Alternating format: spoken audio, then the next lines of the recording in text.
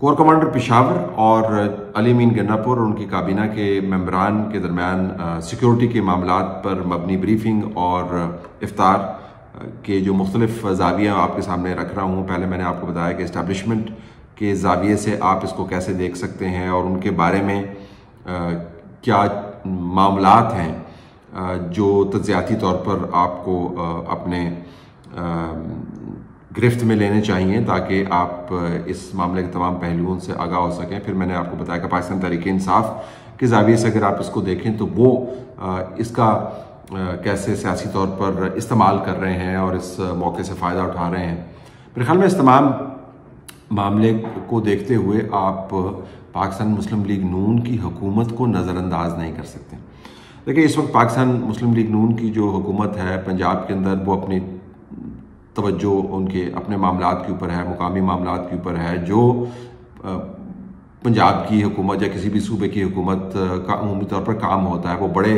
पैराए के अंदर काम नहीं करते, वो अपने सूबे तक अपने आप को महदूद रखते हैं और उनके लिए प्रोजेक्ट्स की सियासत जो है बड़ी अहम है, तो उसके ऊपर फोकस्ड है।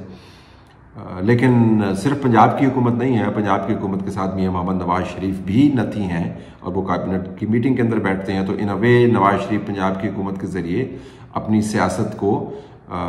ज़िंदा रखे हुए हैं और मरकज़ में ना आने के बावजूद, प्राइम मिनिस्टर ना बनने के बावजूद, वो अपने आप को सियासी वज़न के साथ असर्ट भी कर रहे हैं। सो इन अ वे he is in a game, तो वो और उस गेम के अंदर वो खेल रहे हैं, छोटी लीग खेल रहे हैं लेकिन खेल ज़रूर रहे हैं। मरकज़ के अंदर अगर आप आएँ तो मरकज़ के अंदर शहबाज शरीफ साहब ने एक हुकूमत जो बनाई हुई है उसका ख़ासा ये है कि हम इस्टेब्लिशमेंट के बड़े करीब हैं, बड़े साथ हैं। और हुकूमत बनने से पहले आपको याद होगा शहबाज शरीफ साहब को इस्टेब्लिशमेंट की आंखों का तारा बनने में कोई कबाहत नहीं थी और ना ही कभी उन्होंने इसके बारे में कोई बड़ी वजाहत देने की कोशिश की, क्योंकि वो वाक़तन यकीन रखते हैं कि आंखों का तारा हो या हाथ की छड़ी हो और जेब की घड़ी हो। दरअसल ये शेख रशीद साहब के दो जुमले हैं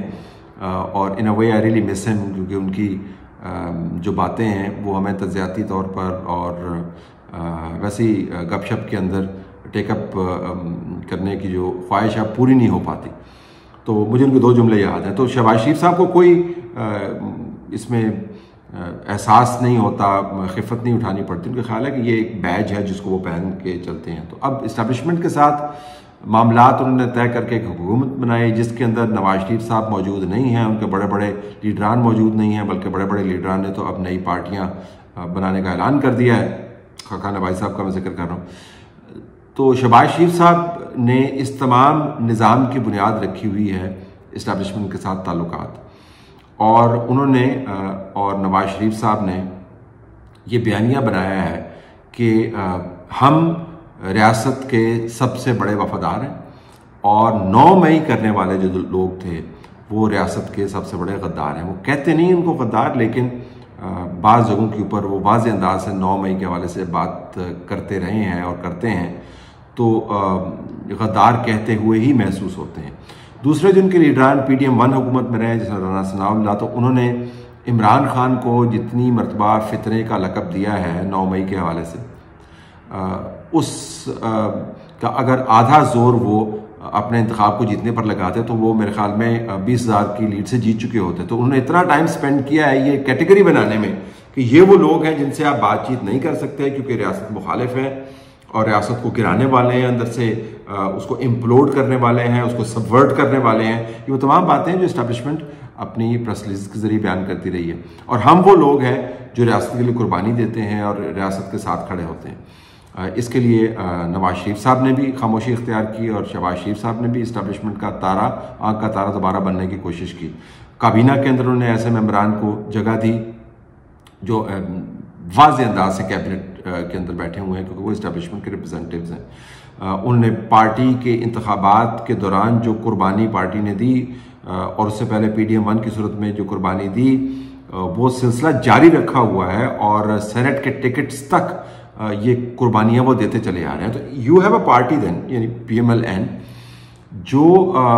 अपनी तरफ से कुर्बानियों की बड़ी तफसील बताती है और वो चाहती है कि इन कुर्बानियों की तफसील इस्टेब्लिशमेंट को अजबर हो जाए। और उसकी बुनियाद वो बनाती है कि इमरान खान फितना है जिसका काउंटर वेट हम हैं। अब जब ये मीटिंग हुई तो मैंने आपको तफसील बतानी थी ताकि मैं मीटिंग के ऊपर वापस आऊँ। जब ये मीटिंग हुई तो उसके बाद मैंने 3 पाकिस्तान मुस्लिम लीग नून के रहनुमाओं से बात की। 2 जो हैं वो ताकत में है, यानी वो इलेक्शन जीते हैं, और 1 ताकत से बाहर है। तो बहुत परेशान थे। जो ताकत से बाहर है वो तो हमें कह रहा था कि हमें तो पहले ही पता था कि हमारे साथ ये तीसरा चौथा पांचवा हाथ होना है। मैंने कहा तीसरा चौथा पांचवा हाथ कौन सा? उन्होंने कहा जी पहला हाथ जो ये है कि हमें PDM 1 बनवा दी गई, दूसरा हाथ ये कि नवाज शरीफ को वापस लाया गया इस उम्मीद पर कि वो प्राइम मिनिस्टर बनेंगे, तीसरा हाथ ये हुआ है कि वो प्राइम मिनिस्टर नहीं बने, चौथा हाथ ये हुआ है जी कि जब हमारी हुकूमत बनी तो हमारे पास नंबर पूरे नहीं थे, पांचवा हाथ ये कि हमें ऐसे बंदों के साथ हुकूमत बनानी पड़ी जो हमारे बंदे नहीं हैं, छठा हाथ ये कि उनको हमने सेनेट की सीटें भी दी। अब हमें लगता है छठा 7वां हाथ ये हो रहा है कि हम जब हमने सब कुछ कर लिया तो इस्टेब्लिशमेंट ने सिक्योरिटी के मामलात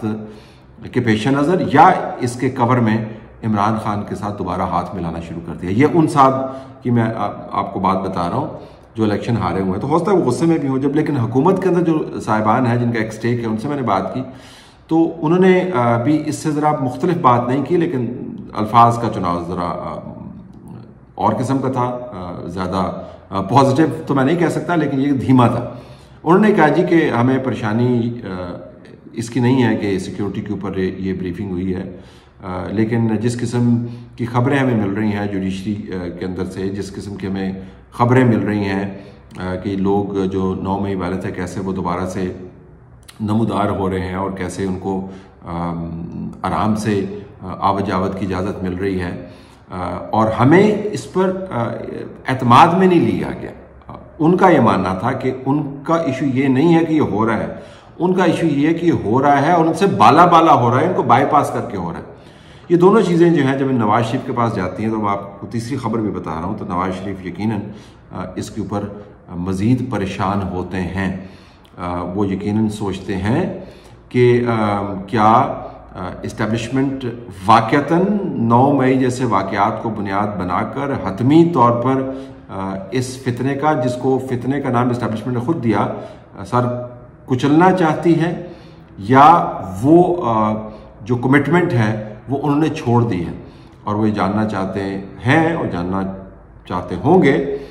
मालूमात भी मेरी हैं और तज्ज़ियाती तौर पर मैं आपको बता रहा हूँ कि अगर कुछ ऐसा हो रहा है तो वो फिर सामने आकर होना चाहिए, वो टुकड़ों में ना होना चाहिए, ताकि नवाज शरीफ उनकी जमात को पता हो कि जब ये मामलात अगर आगे बढ़ते हैं तो उनकी इस निज़ाम के अंदर गुंजाइश और जगह क्या है। मेरा मानना ये है कि गुंजाइश और जगह सियासतदान अपने फ़ैसलों से बनाते हैं। जिस किस्म के फ़ैसले पाकिस्तान मुस्लिम लीग नून ने किए हैं पिछले अदवार में, PDM 1 इंतखाबात के अंदर आना, नवाज शरीफ के मामलात, उसके बाद इंतखाबात के नताइज, फिर काबीना की फॉर्मेशन, उससे पहले हुकूमत की फॉर्मेशन, फिर सेनेट के इंतखाबात, उसके नतीजे में PMLN के साथ वही होना है जो PMLN के साथ हो रहा है। अगर इस्टेब्लिशमेंट और